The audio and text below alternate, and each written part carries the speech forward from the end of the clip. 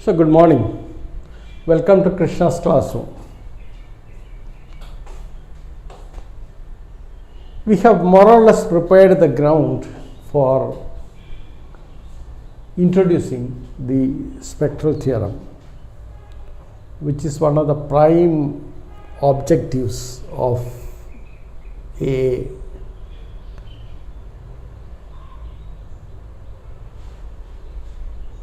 inner product space program. Now,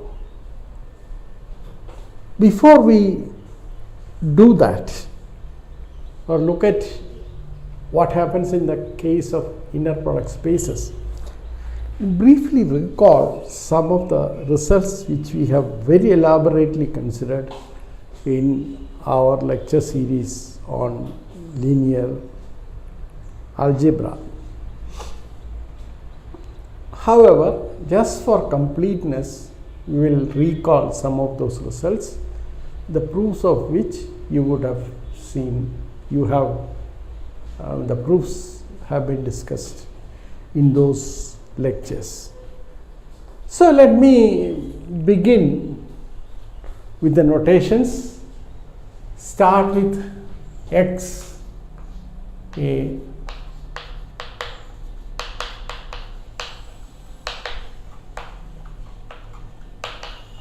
finite dimensional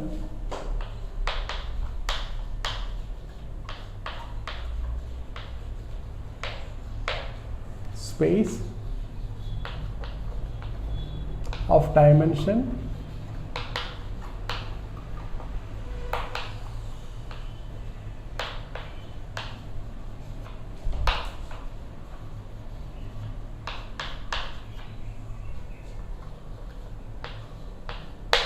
R or C.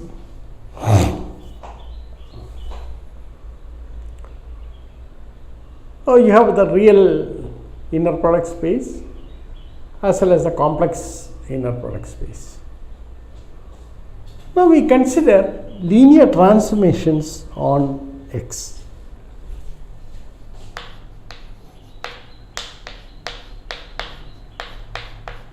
And for most of what we discuss today, we do not require the inner product. Wherever we need it, we will just remind you of that you need the inner product for whatever you say at that moment. Now we take T as a linear transformation on X. Now we see that, let us consider a basis B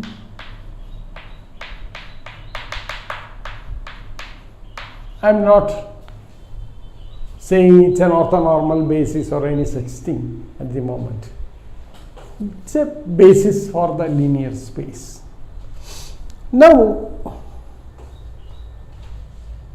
one thing that you can show is that T is completely determined, or T is completely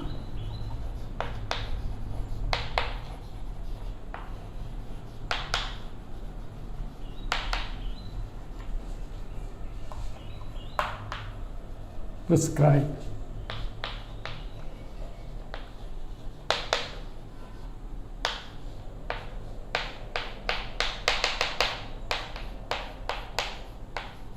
That means what T does on the basis will determine T as a linear transformation. So once we know that, we can construct this. Therefore, let T x I be defined by B sigma alpha j I xk.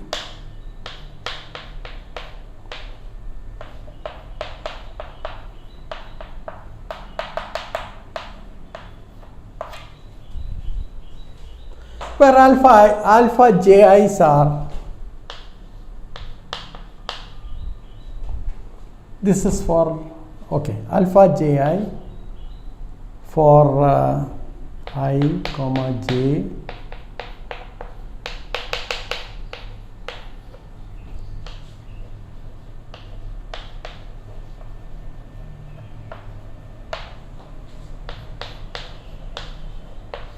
depending on what field you use, whether it's a real inner product space or a complex inner product space. Then T defines the n by n matrix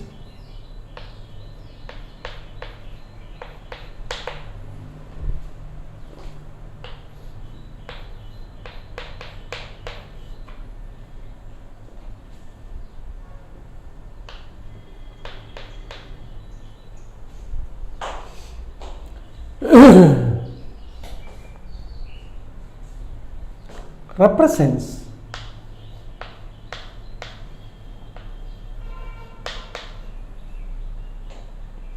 which is an n by n matrix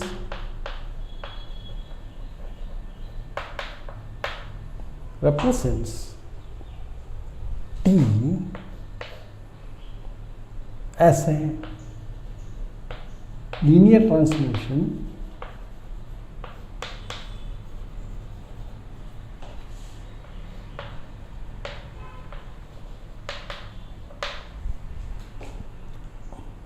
on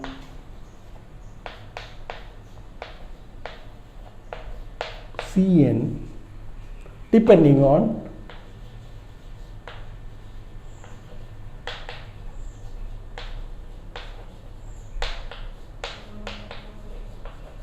now alpha ij's belong to R or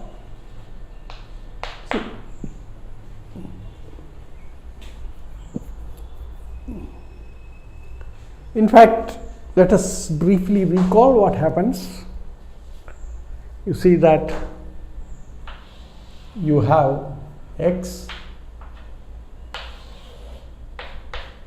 T is a linear transformation from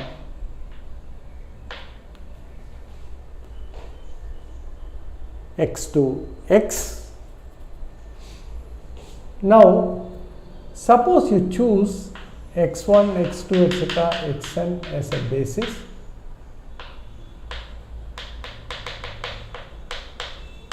as an ordered basis, then this defines a, suppose I designate R or C depending on this. So,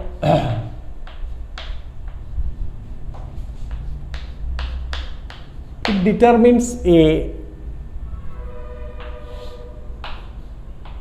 isomorphism from X to X.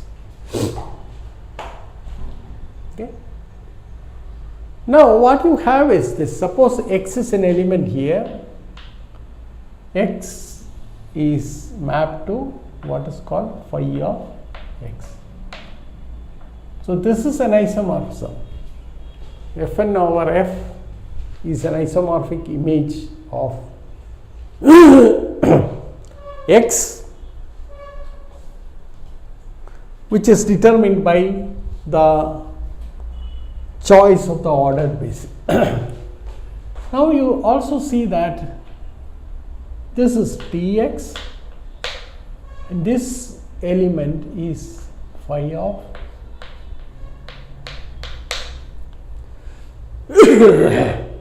so phi x and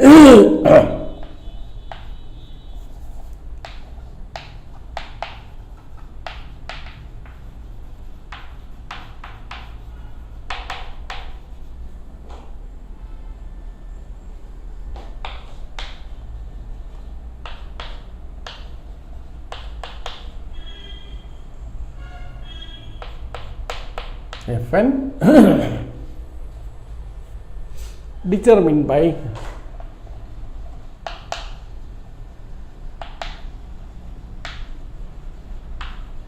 ordered basis.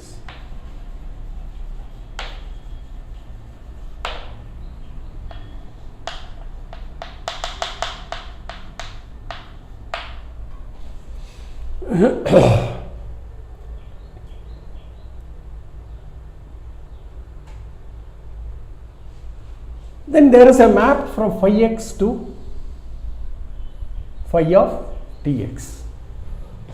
This let us designate by t with respect to the basis. So I choose B as this, which is say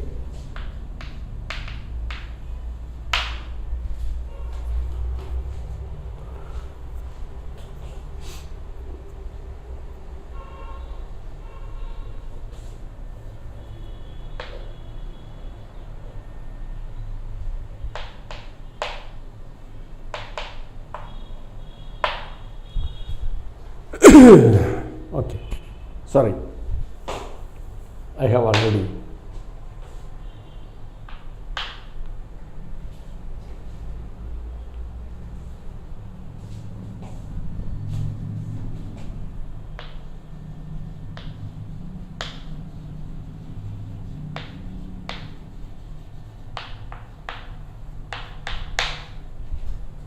okay.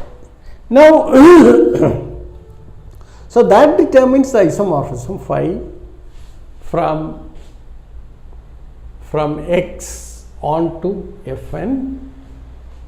Then you see, you look at the image of x under phi, you look at the image of Tx under phi. Now there is a map from Fn to Fn, and let this be designated by bracket T sub B. Okay. Now you see that this, how is this defined? TB defined. Okay. The relation between T and TB is that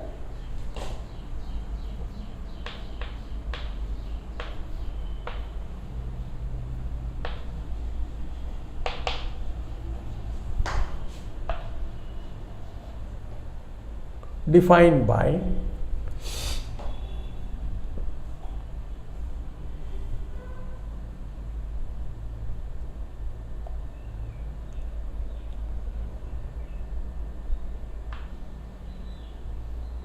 phi inverse, reach here, then apply T, phi is a linear transformation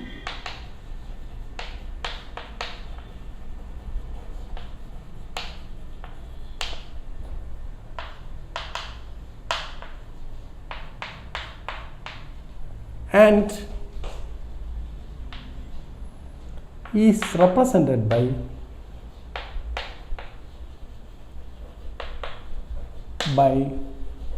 an n by n matrix.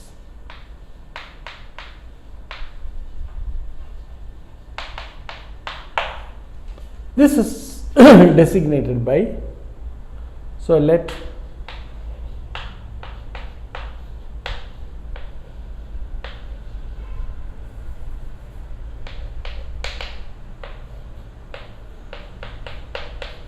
alpha ij, and the connection is given here, how these alpha ij's are come about, and that you can, that has been elaborately discussed earlier. Okay. Now one thing that I want to make clear is that we observe the following.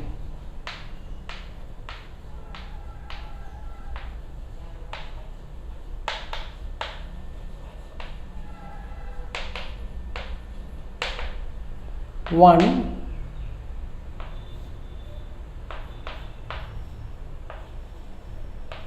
is a representation, is a matrix representation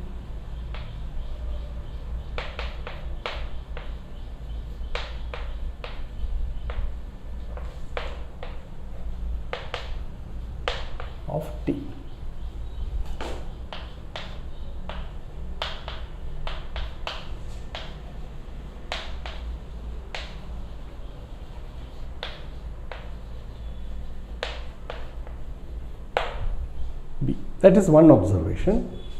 The second observation is that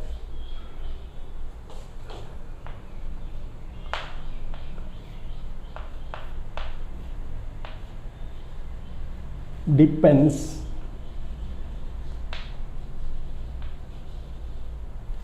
on the choice of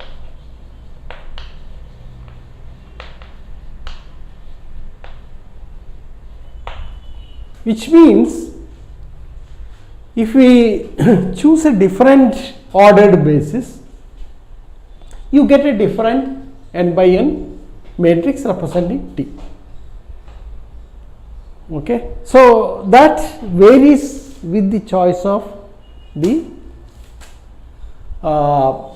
ordered basis that you choose, which in turn tells you that the choice of the matrix representation that you can have for a linear transformation is not unique.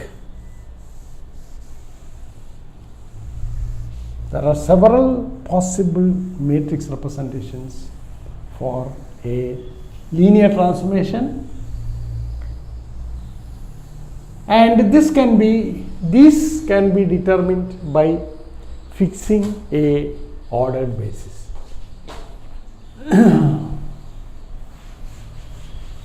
The third observation is that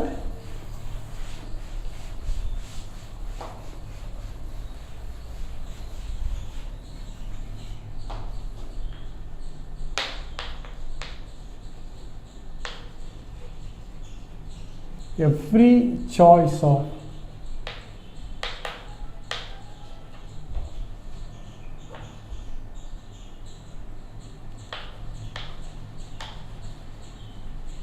basis form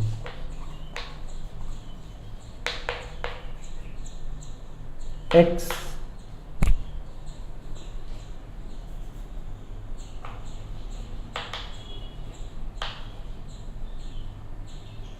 gives a matrix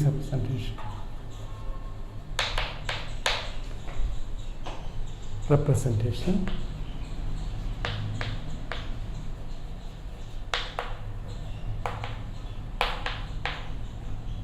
T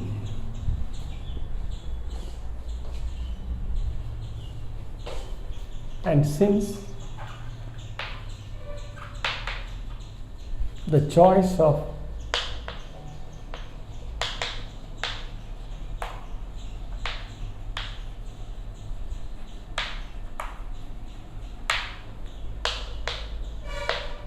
is not unique,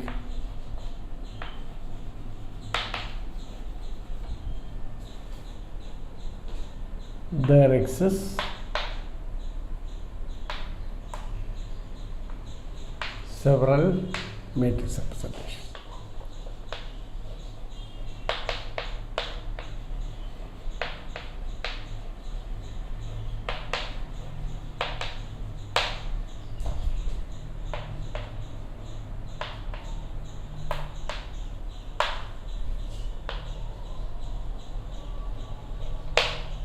There are some specific cases where you get only one representation, like the identity map, or you take the zero linear transformation. Then the matrix representation that you get is the identity n by n matrix or the zero matrix respectively. So, that is there, but apart from that, in general, for each matrix representation would look different. So, there is a non-uniqueness in the choice of matrix representations. This is something of a bit of a worry or an opportunity if you want to look at it positively, which allows you to choose a operationally simple matrix. So, our objective of this analysis would be essentially to go for a operationally means addition and multiplication of matrices. okay, taking the powers, etc., etc. So we have a choice.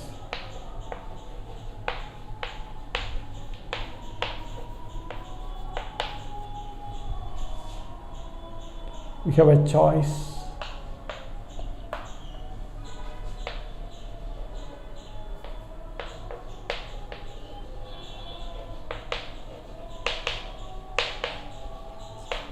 by choosing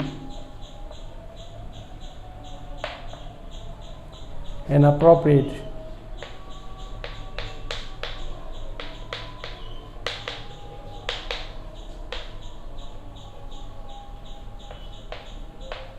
basis. So that leads to an inverse problem.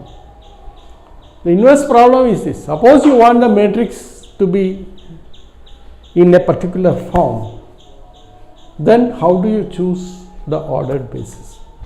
See, in one direction it is simple.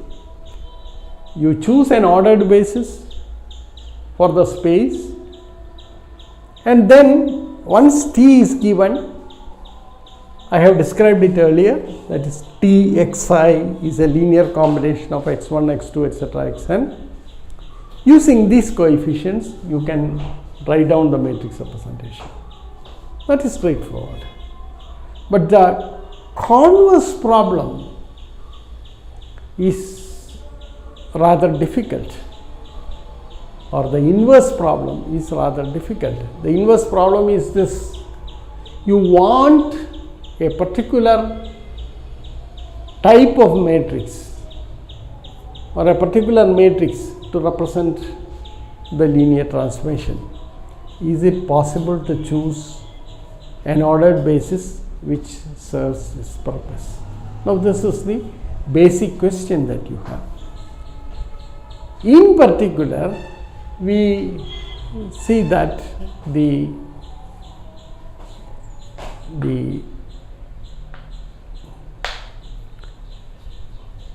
matrices in the diagonal form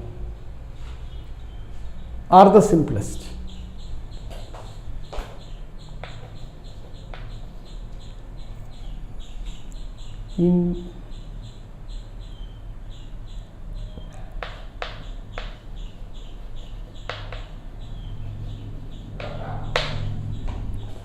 We would like to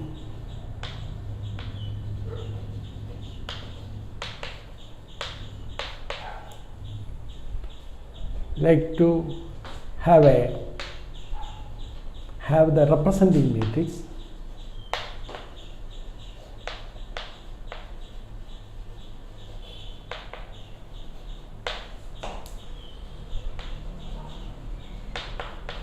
as simple as possible,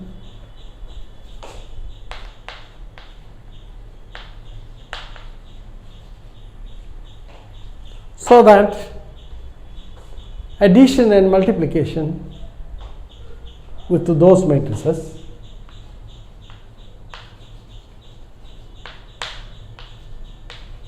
the matrix operations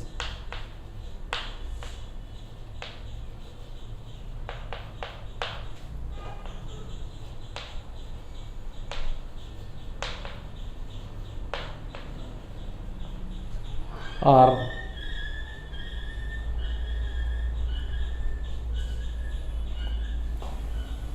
computationally simple.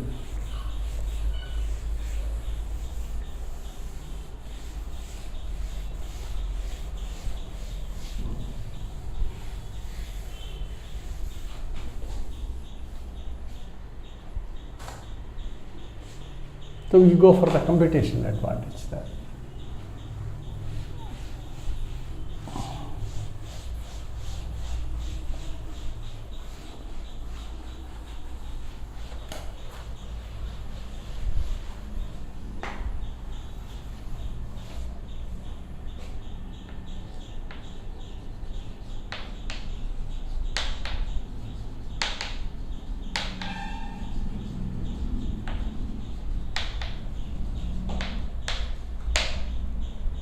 For instance,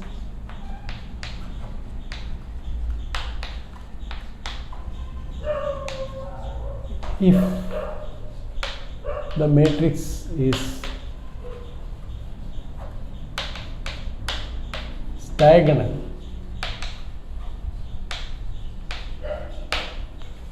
or having a block form,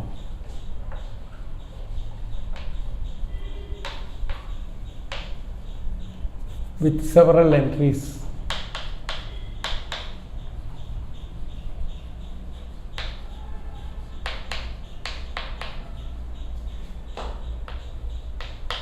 ij 0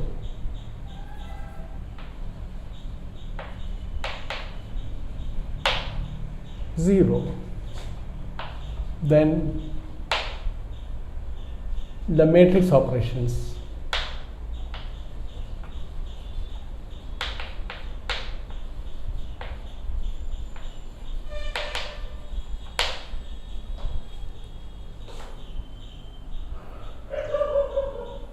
especially taking powers of this matrix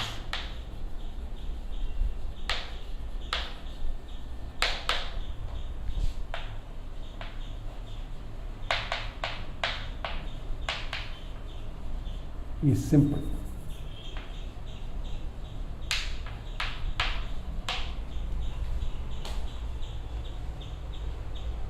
As we have seen earlier, so I don't want to go into that. So our objective is to get a ordered basis with respect to which the matrix representation is simple. So this is our central objective of the analysis, and this is what we have done earlier. Okay. So what happens if it's a diagonal matrix?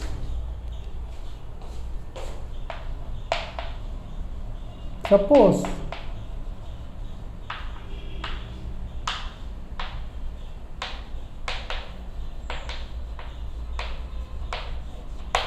say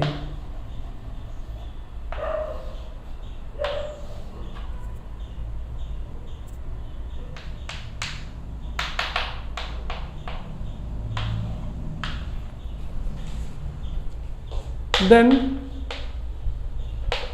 t to the power k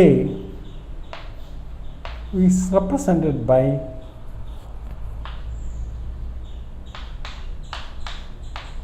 the representation of t with respect to b to the power k, and this is essentially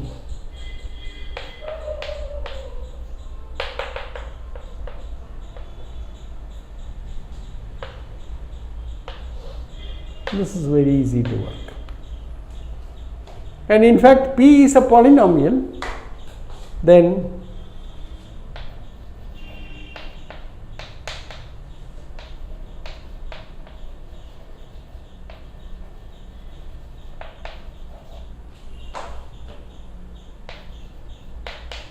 coefficients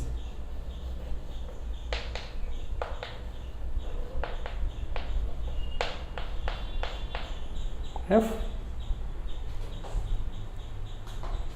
pf then becomes pt is represented by the matrix with the diagonal entries p lambda 1, p lambda 2, etc., p lambda n.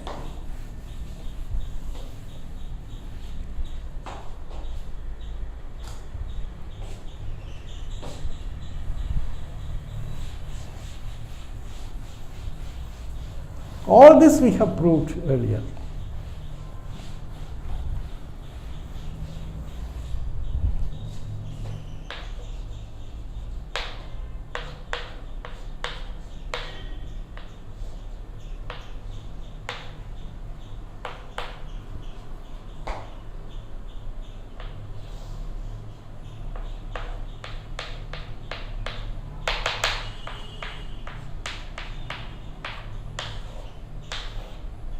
These all off diagonal entries are 0. This is a great advantage. Okay. So the natural question is it always possible?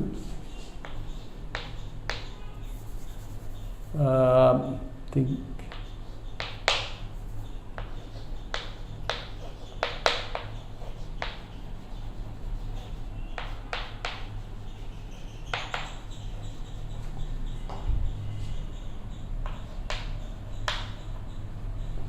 For a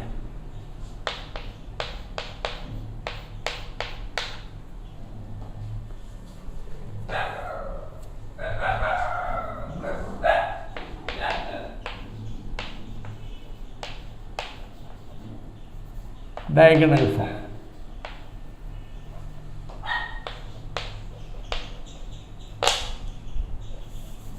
Diagonal representation.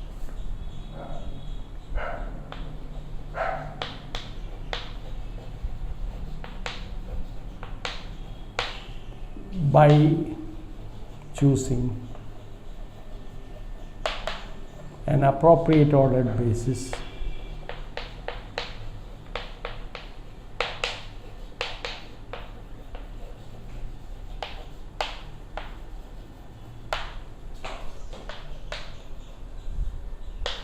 X.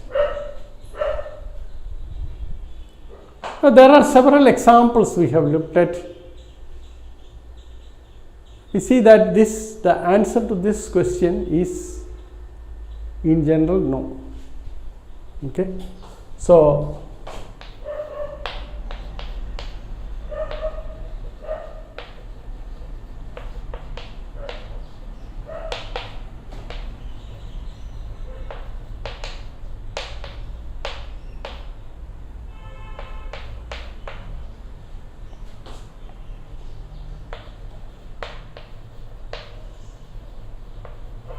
however,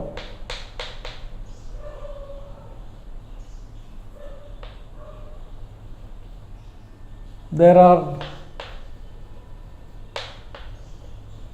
several linear transformations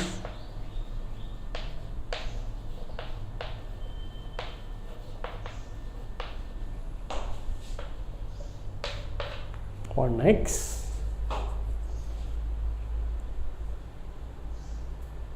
to have a diagonal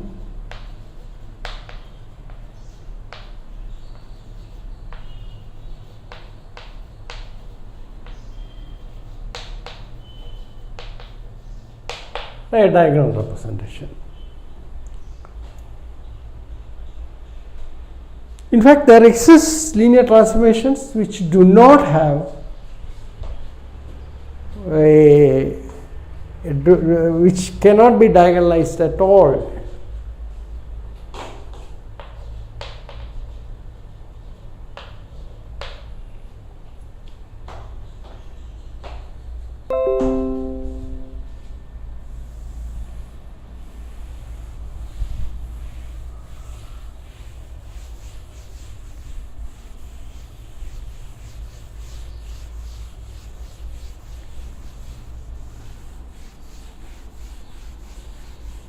There exist linear transformations which do not have a diagonal representation. So that asks the following, that leads to the following question. So there exists linear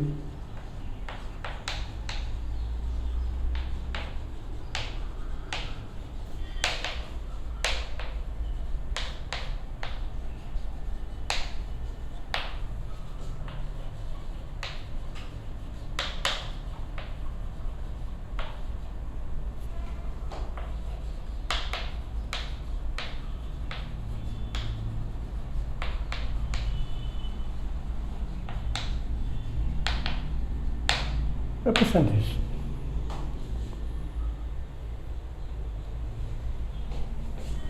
with the choice of any basis.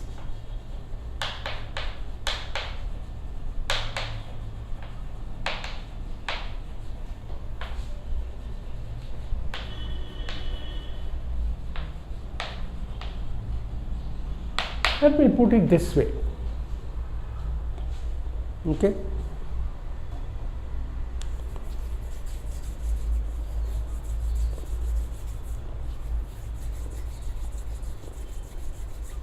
Let us consider, so let me put it this way.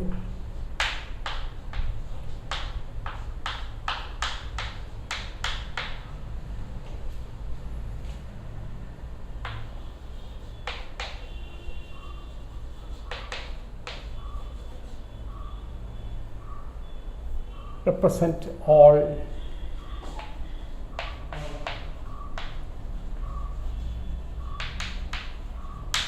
matrices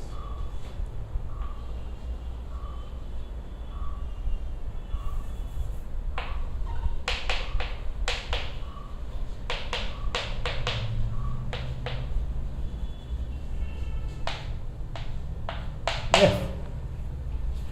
That is, the elements are of the form n by n matrix alpha ij, that is each element of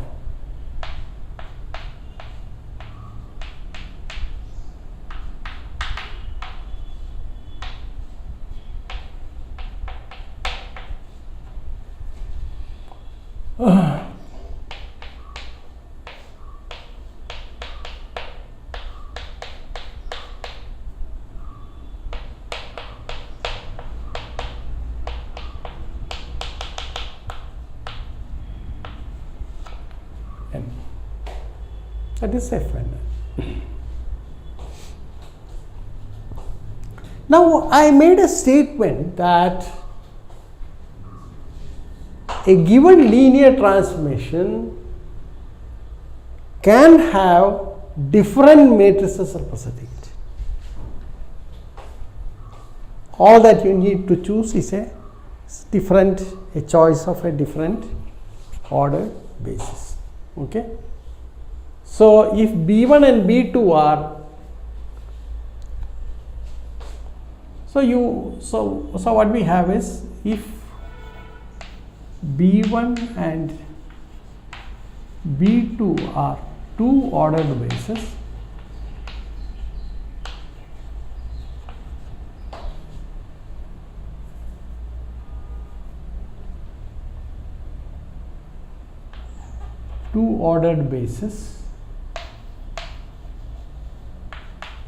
for X, then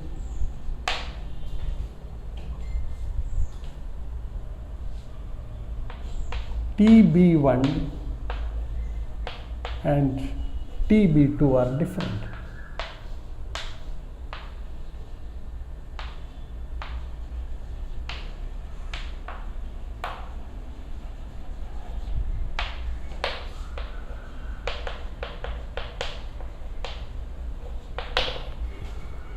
I put this word in general here because if you take T happens to be the identity map, then irrespective of what ordered basis you choose, you always get the identity n by n matrix.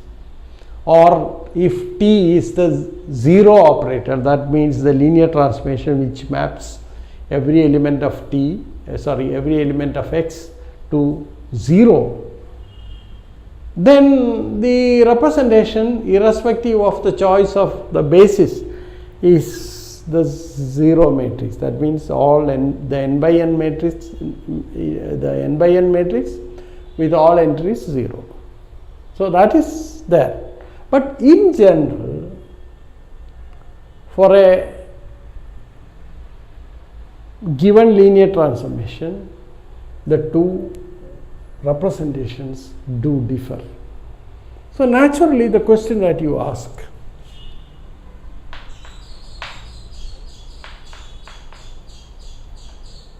how are two possible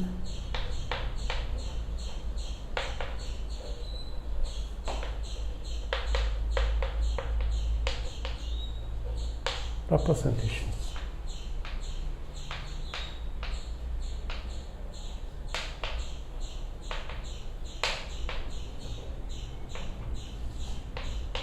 T.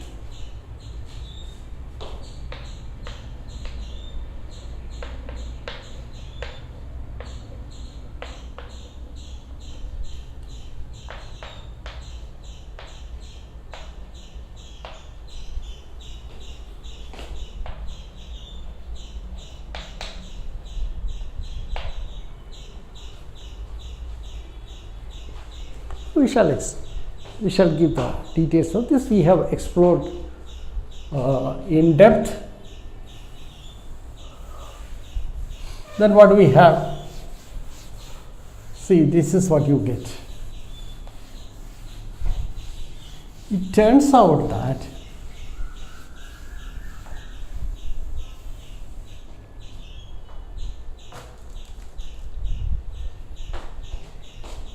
these are connected through an invertible n by n matrix as follows. So let us write down that.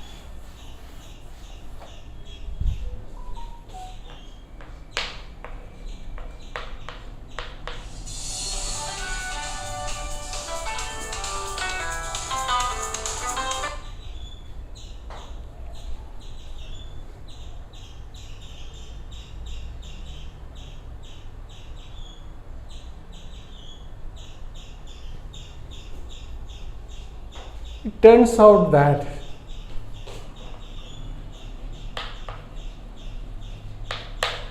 the matrix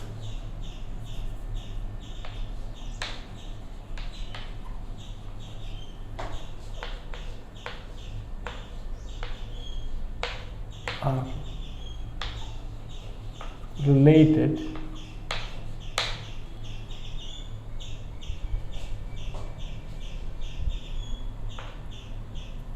in the form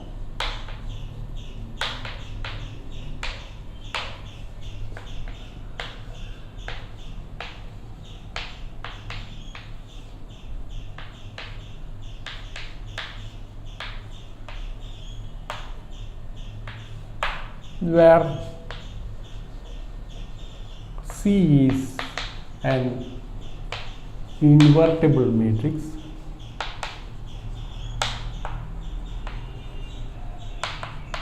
connecting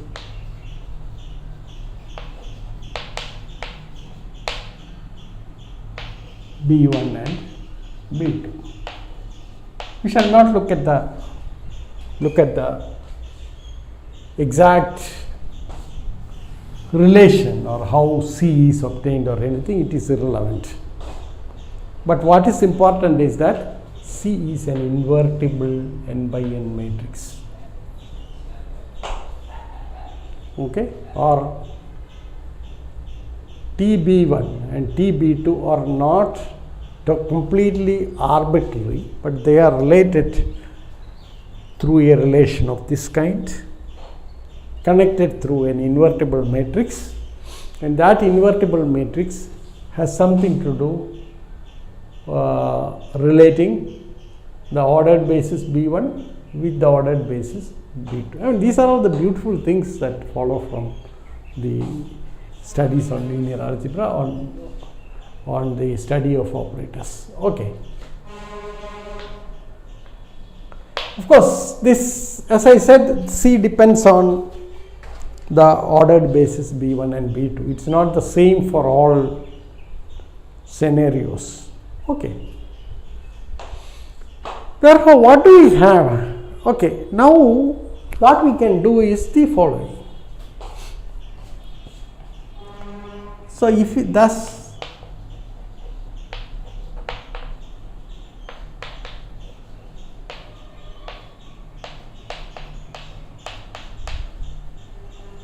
we can define a relation on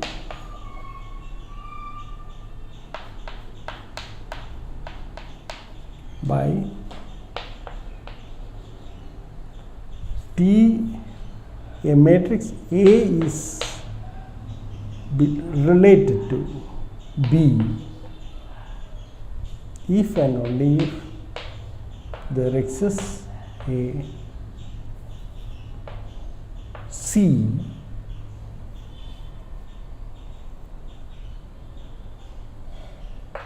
invertible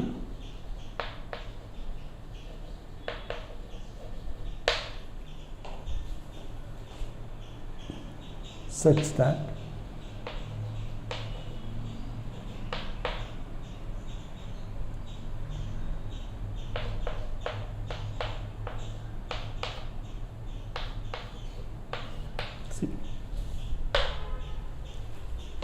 so we define C where A, B, C are n by n matrix.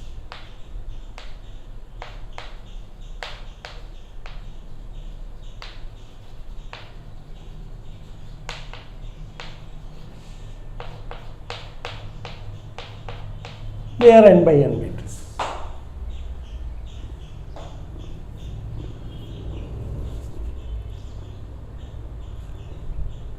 Okay, right.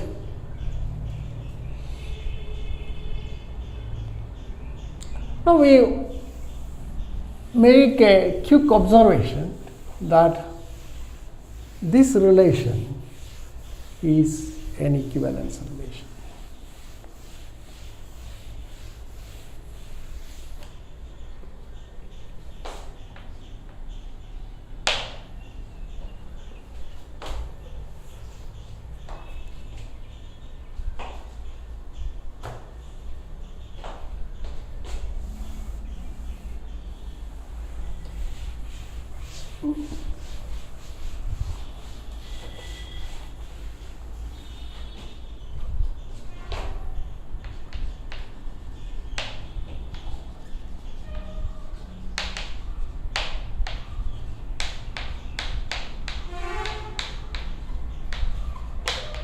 An equivalence relation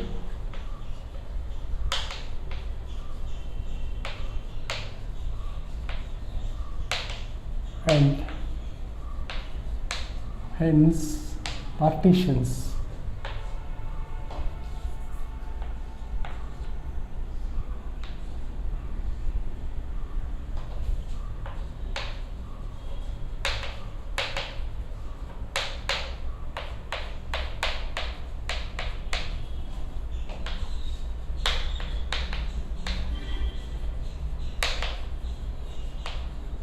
equivalence classes.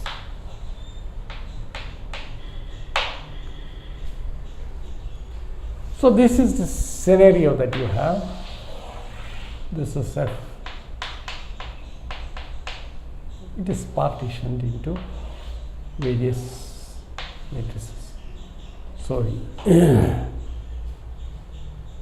If you take two elements in each of these blocks, then you see that suppose you have a matrix A1, you have a matrix A2 or two elements, then A1 and A2 are related, and you have B1, B2 here, then B1 and B2 are related, etc., etc.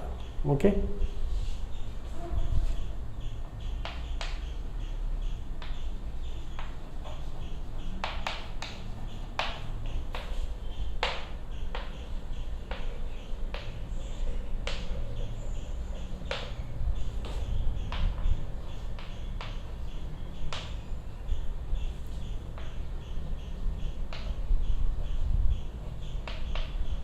Related through the equivalence.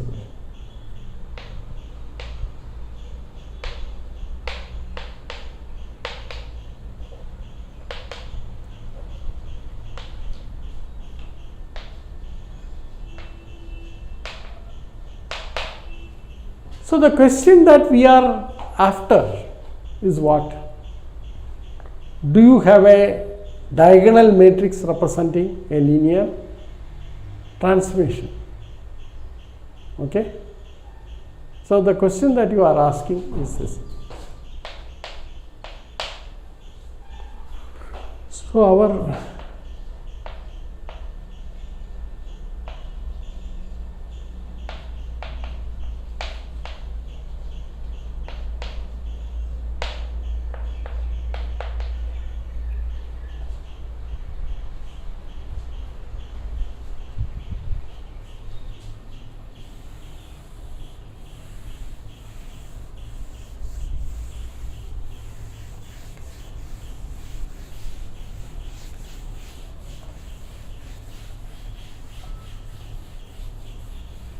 Okay, this is what you have.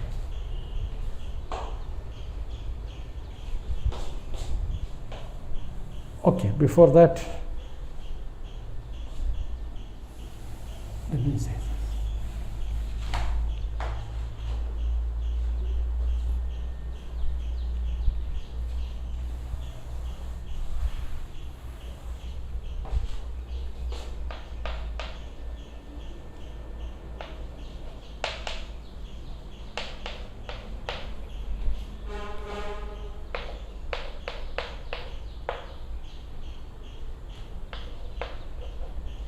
Ordered basis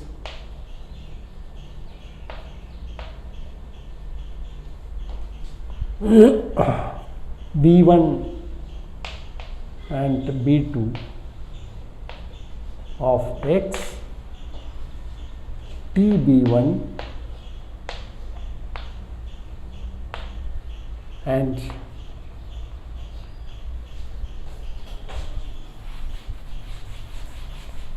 TB2 are related.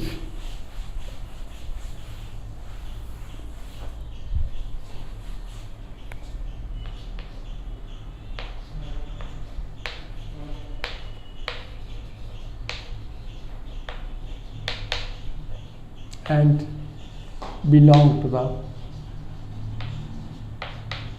the same block.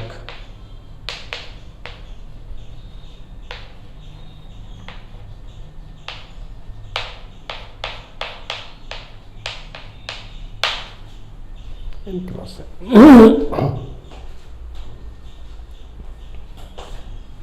So all representations of T with respect to all possible ordered bases for X belong to the same block. Okay, so that's the most exciting part. Therefore, we ask the next question, namely,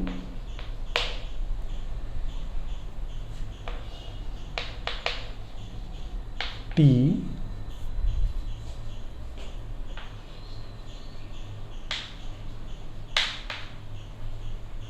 block containing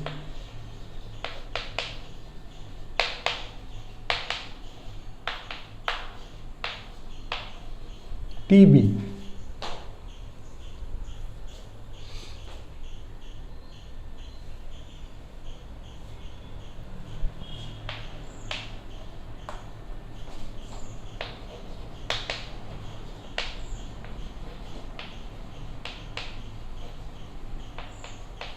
matrix as an element.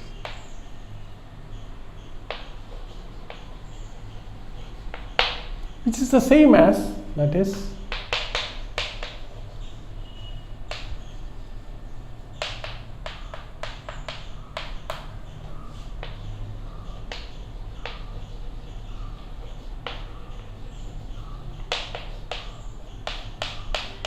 for which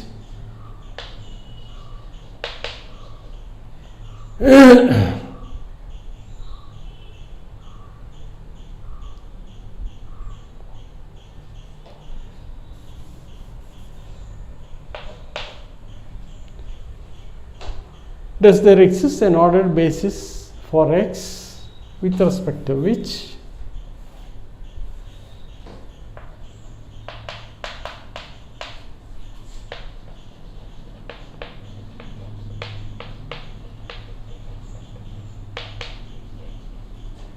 the representation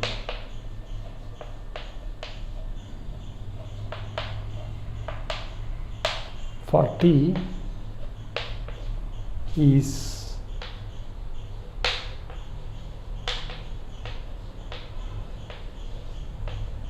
diagonal. Okay. So in general, one has, there exist examples where T cannot be diagonalized. Okay. So there exist examples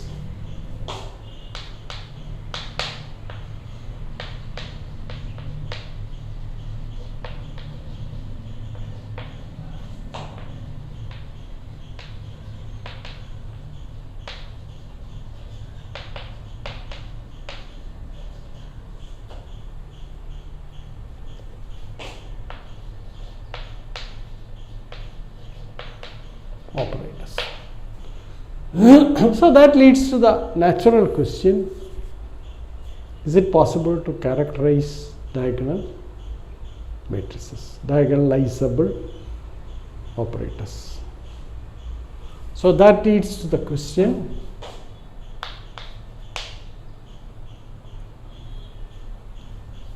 so the situation is this: you have got these blocks, exclusive blocks.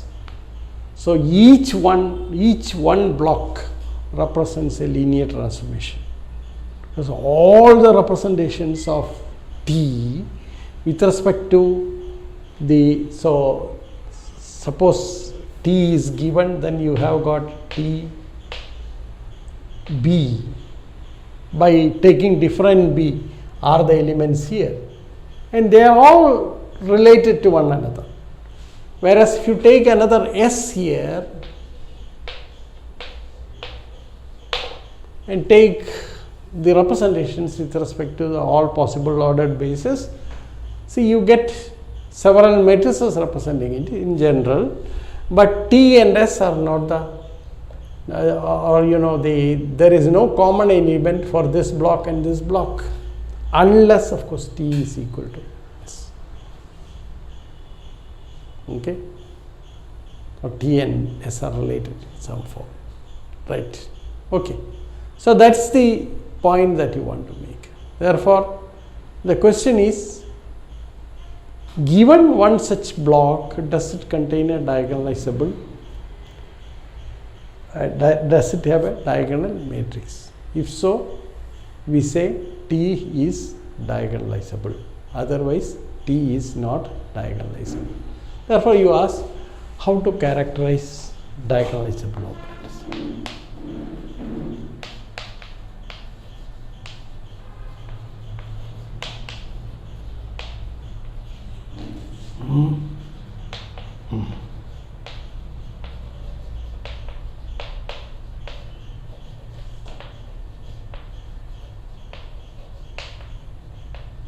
Or more generally, the question that you are asking is how to choose an ordered basible whenever it is diagonalizable.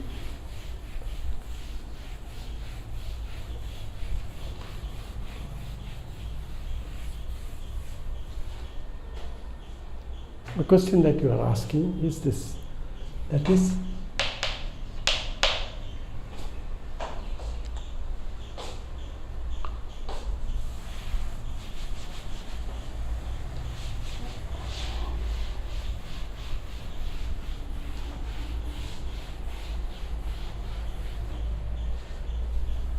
the question that you are asking is, that is, how to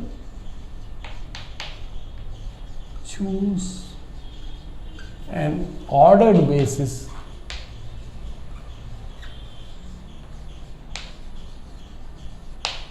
B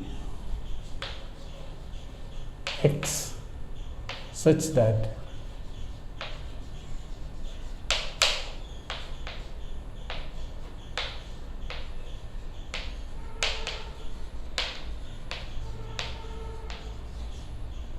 whenever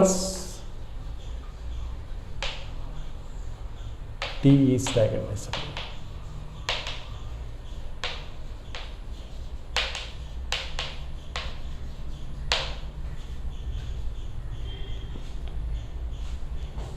So we have to go for the characterization of such diagonal operators.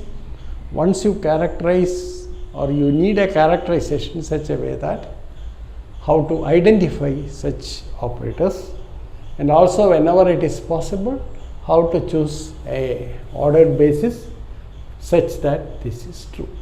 Okay, let us explore this problem a little bit further. Okay, suppose, okay, so now we do the exploration.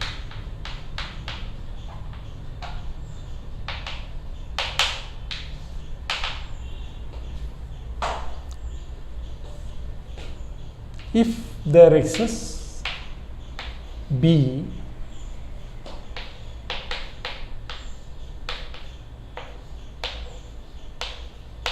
diagonal.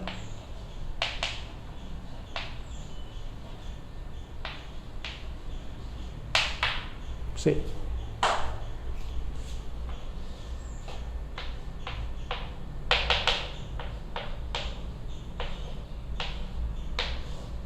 and lambda I not necessarily equal to, I mean, some of these lambdas may be repeating also. Okay.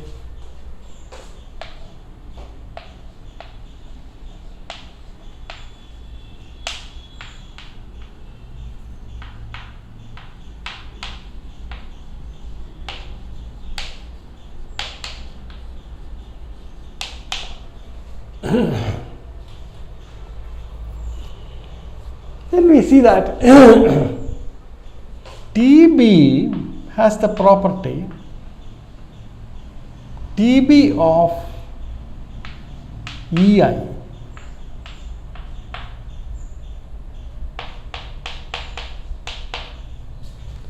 TB acting over EI equal to this, where EI is the standard basis.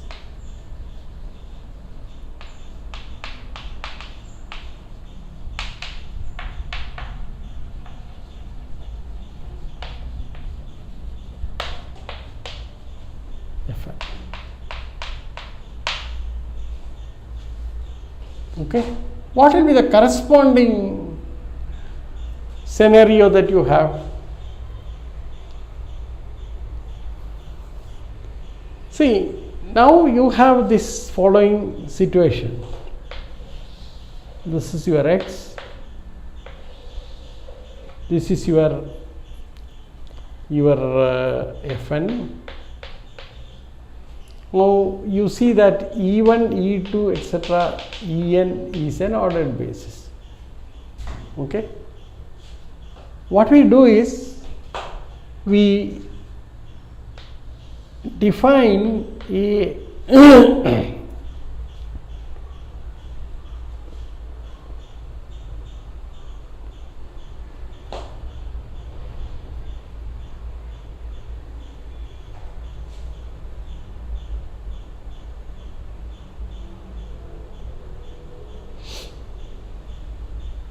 so you see that if phi is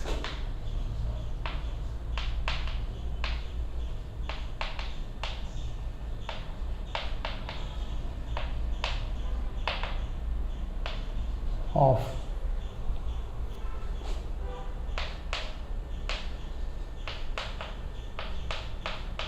Fn, then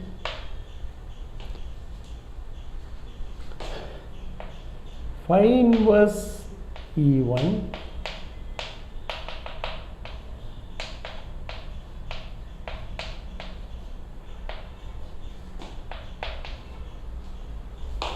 an ordered basis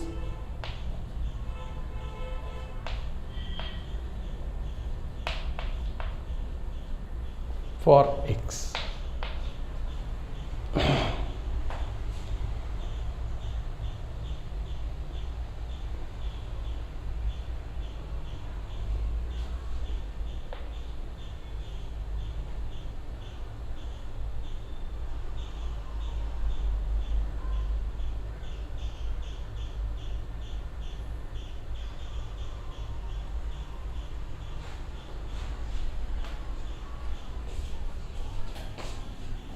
Then this is what you get. Okay, I will show you the following. Just go back to our earlier picture.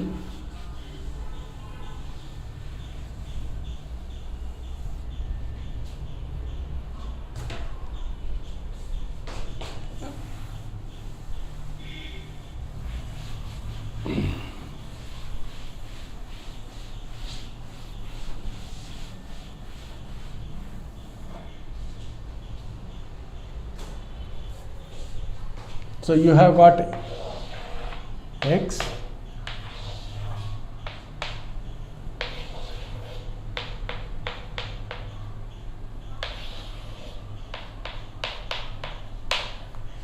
and suppose t is from here suppose that representation that you get is diagonal, D is diagonal, okay, and D equal to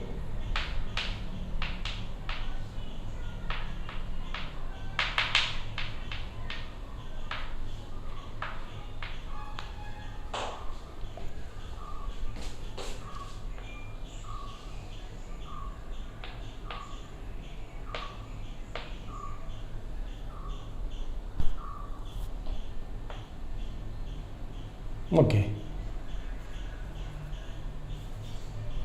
What you do is you take your EI here, then this is EI,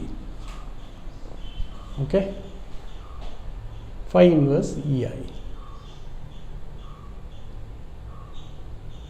and D maps this to lambda I EI. So you use this.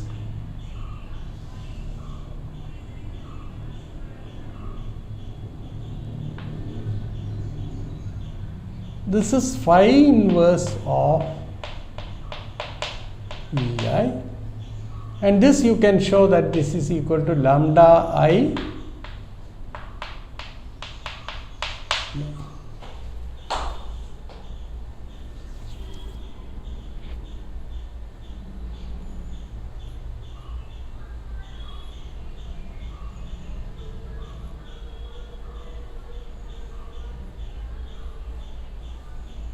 Okay, therefore, this implies that T of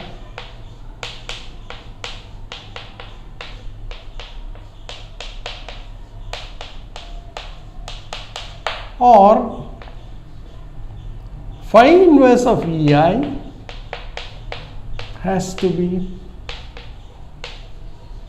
an eigenvector of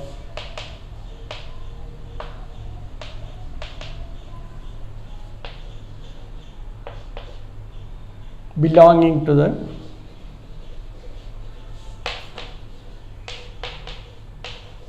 eigenvalue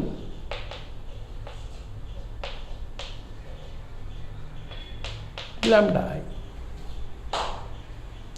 So how to construct, see, our problem is how to construct a basis for x, okay. So we have to determine this phi, right.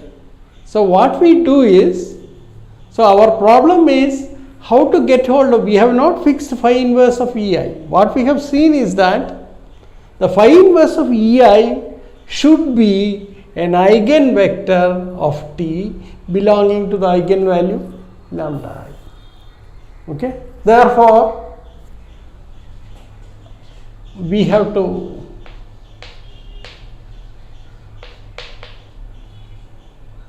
construct a basis for x consisting of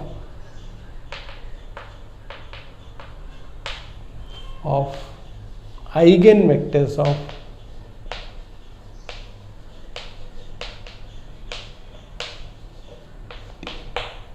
so that's our task, okay. So we come across what is called an eigenvalue problem, okay.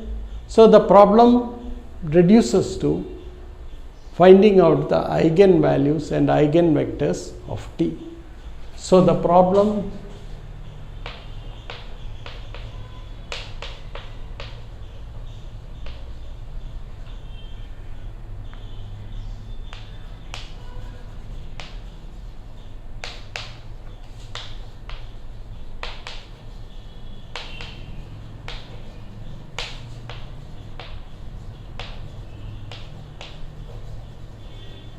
and eigenvectors of T.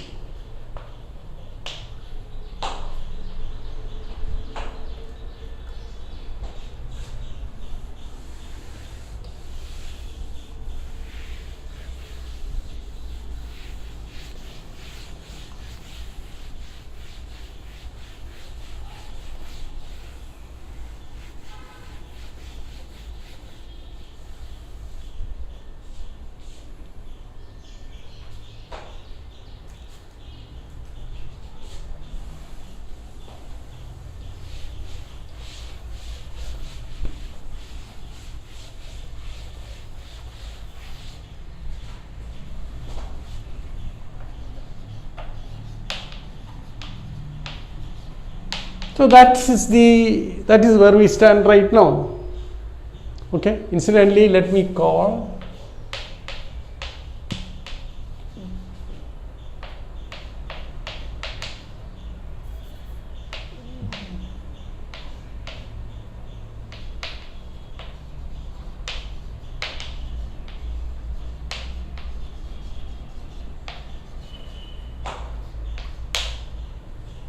you can put here F.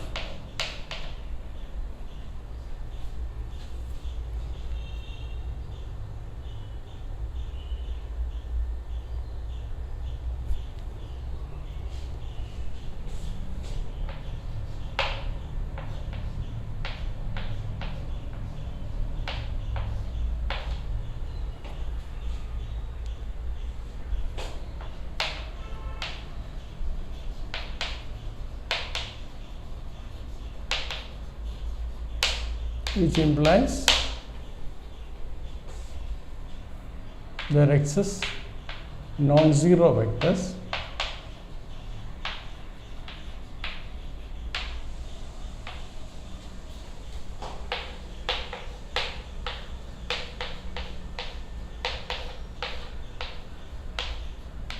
equal to 0, and U is called an eigenvector of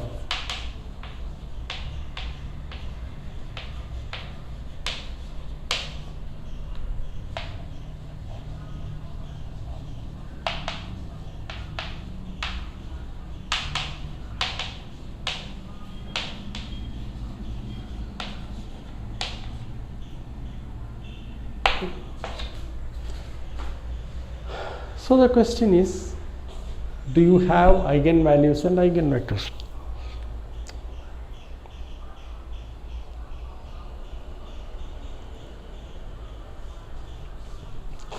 So the problem is also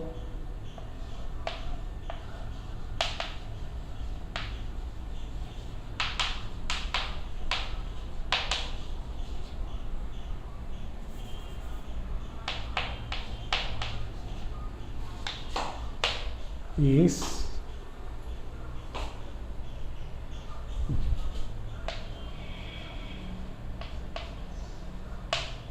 there exists an ordered basis for X consisting of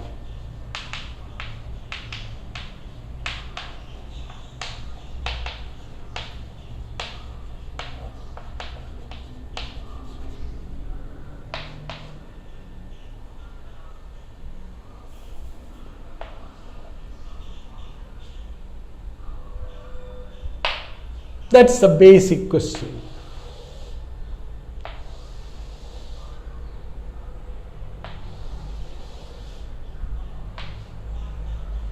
Okay, of course here in non-zero vectors U, okay, fine. Okay, so you can find eigenvectors, eigenvalues and eigenvectors of T, and if you have eigenvectors which form a basis for X, then T is diagonalizable. Okay, so our search is for eigenvalues and eigenvectors of T. Okay, so I think I'll stop here. So that gives a summary of the, I mean, see, that doesn't, this analysis do not ask for any inner product in it. Now we will see how things work if you have an inner product along with this, what advantages you have and so on. Okay. The diagonalizability question has been looked at very deeply in our previous lectures, and we have characterized diagonalizability in different ways, and also we have gone ahead to deal with what are called non-diagonalizable operators. there exists non-diagonalizable operators. That means the situation is very clear. You have eigenvalues and eigenvectors, but eigenvectors are not sufficient enough to form a basis, an ordered basis for X. In that case, the operator becomes non-diagonalizable. You don't have enough eigenvectors to span the whole of X. If that happens, then you have the situation of non-diagonalizability. Okay. So let us consider this further. Now I think with this brief recall of whatever we did in our lectures on linear algebra dealing with diagonalizability, let me stop for the day. Thank you very much. Okay. That's a good place to stop.